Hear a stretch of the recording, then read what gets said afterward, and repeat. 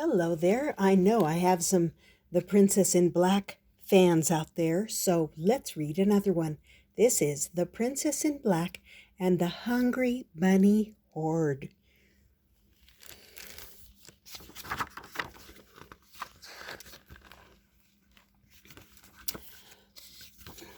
Chapter 1. Princess Magnolia and her unicorn, Frimplepants, rode toward the village. Princess Sneezewort had invited them to brunch. In anticipation, Frimplepants had skipped breakfast. Brunch with Princess Sneezewort meant soft rolls with butter. Brunch with Princess Sneezewort meant cheesy omelets. Brunch with Princess Sneezewort meant heaping platters of sugar-dusted donuts. Frimplepants preferred brunch with Princess Sneezewort to anything in the world. The cafe was so close now. The smell of hot bread rode the breeze. Frimplepants began to prance. And then Princess Magnolia's glitterstone ring rang. The monster alarm. Frimplepants whimpered. He did not want to fight monsters right now. He wanted to eat donuts. No time to go back to the castle, Frimplepants, Princess Magnolia whispered. To the secret cave. His tummy grumbled. Frimplepants hoped it would be a quick battle. Princess Magnolia and Frimplepants rode into the secret cave. When they came out the other side, they were the Princess in Black and her pony, Blacky. Blacky reared up on his hind legs. Look out, monsters! Never get between a hungry pony and an especially good brunch. Chapter 2. The Princess in Black felt a pit in her stomach. Perhaps she was about to meet her greatest foe yet, or perhaps she was just hungry. In anticipation of brunch, she had skipped breakfast. Duff the goat boy was running toward them. Help, he yelled. There are hundreds of them. It's the worst monster invasion ever. Fly back, Blacky, fly, said the Princess in Black. Blacky did not fly, but he did run very fast. They galloped into the goat pasture. The Princess in Black backflipped off the saddle. The Princess in Black raised her fists in battle pose. But then the Princess in Black grinned. Bunnies!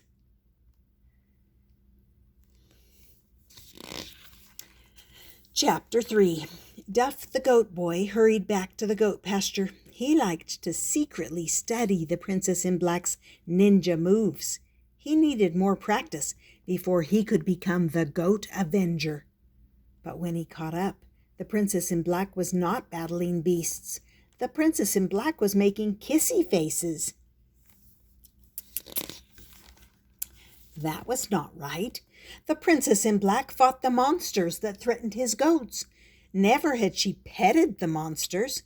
Never had she made kissy faces at them. Where are the monsters? Asked the Princess in Black. Duff was out of breath from running. He pointed at the ground. Where? Asked the Princess in Black. Duff pointed some more. There were a lot of bunnies to point at. I don't see anything besides these bunnies, she said. The bunnies are the monsters, said Duff. The Princess in Black laughed. Bunnies aren't monsters. But they came from Monsterland, said Duff. They hopped out of that hole, and they're eating my goat's grass. Oh, Duff, said the Princess in Black. They're cute little bunnies. What harm could they do? Chapter 4. Down in Monsterland, the bunnies had been bored and hungry. With 100 mouths, they had tasted everything. They had enjoyed monster fur. They had snacked on rock chips. They had dined on toenail clippings and lizard scales. And still they were hungry. There was a hole in the ceiling of Monsterland. An interesting smell trickled down. One brave bunny had poked its head through the hole. Grass! An ocean of green grass. I must taste it, said the bunny. The bunny munched some grass. This is yum, it said. I should tell the others. It told the others. And soon a horde of hungry bunnies had hopped up to the goat pasture. Chapter 5. Blacky's stomach squeaked with hunger. Those bunnies sure seemed to relish the grass. Blacky wondered if it was especially delicious. Blacky sniffed a deep green patch. It didn't smell like soft rolls with butter. It didn't smell like cheesy omelets or sugar-dusted donuts. Blacky closed his eyes. He imagined the grass tasting as delicious as brunch. He opened his mouth wide and took a bite. He sputtered and coughed. It hadn't tasted like donuts. It hadn't even tasted like grass. Blacky's mouth was full of dirt. The bunnies had devoured the entire patch of grass. And it looked like one was nibbling on the end of his tail. Yes, one bunny was most definitely nibbling on Blacky's tail. Blacky swished his tail. The bunny did not let go. Blacky pranced about. The bunny did not let go. Blacky sat down on his tail. The bunny let go. The bunny crawled away. Chapter 6. Princess in Black. You have to stop these monsters, said Duff. He pulled at his hair. He paced this way and that. Are you sure they came from Monsterland? She asked. Yes, said Duff. I saw them hop out of that hole. The poor things, said the Princess in Black. They probably came here to escape the monsters. We must keep them safe. Just then a clawed paw reached out of the hole. The first paw was followed by 8 more. A massive, drooling, 9-pawed monster emerged. It stood on its many hind legs. It opened its jaws. It said, "Roar!" The bunnies stopped eating. They looked at the monster. The monster started to say, "Roar!" again, but it only got as far as "Roar!" It had noticed the bunnies. The bunnies' noses wiggled. The 9-pawed monster dived back into the hole. The bunnies resumed eating. Did you see, said Duff? That massive, drooling, 9-pawed monster was scared of the bunnies. That's impossible, said the Princess in Black. Bunnies aren't scary. She petted the bunny on her lap. But instead of 1 bunny, now there were 3. Are there more bunnies than before?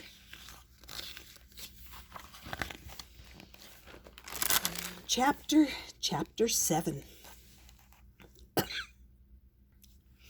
Chapter 7. The pasture was no longer green. The bunnies had devoured nearly every blade of grass. A few bunnies stuck like tree frogs to the big oak. Are they eating that tree? asked Duff. Of course not, said the Princess in Black. Bunnies don't eat trees. More bunnies hopped onto the tree trunk. Others took to the branches. Seconds later, the tree was gone. The bunnies smacked their lips. They ate the tree, said Duff. They ate the entire tree. The Princess in Black didn't notice. She was petting the bunnies on her lap. Now there were 6. Bunnies began hopping onto goat backs. They nibbled goat hairs. They are eating my goats. They are eating my goats, Duff yelled. But they're cute little bunnies, said the Princess in Black. A cute little bunny jumped onto a goat's head. It opened its tiny mouth wide. It clamped down on a goat horn. There was a sound like chomp. The goat now had half a horn. Ah, said Duff. The Princess in Black looked down. A bunny was gnawing on her scepter.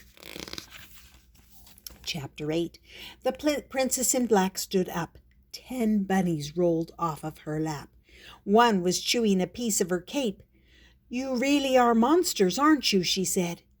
The bunnies wriggled their velvet noses. The bunnies waggled their fluffy tails. A tall one munched the bell off a goat's neck. "Okay, monster bunnies, that is it," said the princess in black. "You may not eat the goats. Go back in the hole." The bunnies shuffled closer. One sniffed her shoe. The princess in black pressed a switch on her scepter. It turned into a staff. She swung it at the bunnies. "Shimmer sweep, feisty flash, twinkle twinkle little smash." The bunnies dodged her attacks. The bunnies blinked at her. The bunnies began to snack on a boulder. "Duff, I don't know what to do," said the princess in black. "There are so many, and I can't even touch them." "Try the fearsome flutter clang," said Duff. "That scared away the big-eared monster last spring." The princess in black extended her fan shield. She hit it with her staff. A loud clang echoed across the pasture. The bunnies twitched their ears. They ate more rocks. They crowded around the goats. The goats bleated nervously, especially the one who was missing half a horn. "Back, bunnies, back!" the princess in black shouted. The bunnies didn't move, except for the one taking dainty bites of her shoe. Chapter 9. The bunnies watched the princess in black shout. "The dark one sings for us," said one bunny. The bunnies watched the princess in black swing her staff. "It dances for us," said another bunny. "We should ask if it is food," said a bunny in the back. "Are you food?" asked a bunny near her foot. "If it wasn't food, it would tell us," said a bunny on a goat's head. "It would say, 'I'm not food.'" "If it is food, we should eat it," said a bunny no one had noticed before. "Perhaps it does not hear well," said the tiniest bunny. "Its ears are very small." "Let us ask one more time," said the largest bunny, all at once. Hundreds of eyes looked at the princess in black. Hundreds of eyes blinked cutely at the same time. "Are you food?" the bunnies were asking. But the princess in black didn't hear any question. She just saw the bunnies blink cutely. She saw them sniff cutely and waggle their ears cutely. "No answer," said a bunny in the middle. "It must be food." Then all the bunnies said, "Eat it!" at the exact same time.